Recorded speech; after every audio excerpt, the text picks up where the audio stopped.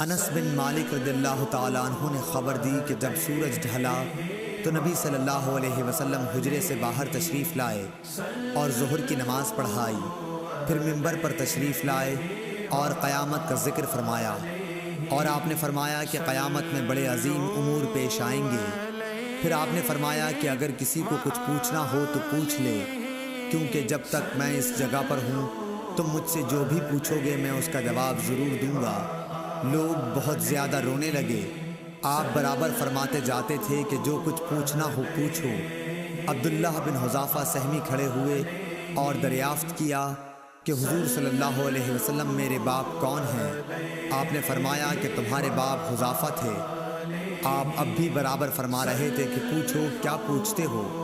اتنے میں عمر رضی اللہ تعالیٰ عنہ ادب سے گھٹنوں کے بل بیٹھ گئے اور انہوں نے فرمایا کہ ہم اللہ تعالیٰ کے مالک ہونے، اسلام کے دین ہونے اور محمد صلی اللہ علیہ وسلم کے نبی ہونے سے راضی اور خوش ہیں۔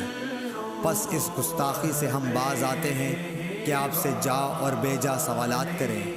اس پر حضرت صلی اللہ علیہ وسلم خاموش ہو گئے۔ پھر آپ نے فرمایا کہ ابھی ابھی میرے سامنے جنت اور جہنم اس دیوار کے کونے میں پیش کی گئی تھی، پس میں نے نہ ایسی کوئی عمدہ چیز دیکھی جیسی جنت تھی اور نہ کوئی ایسی بری چیز دیکھی جیسی دوزخ تھی۔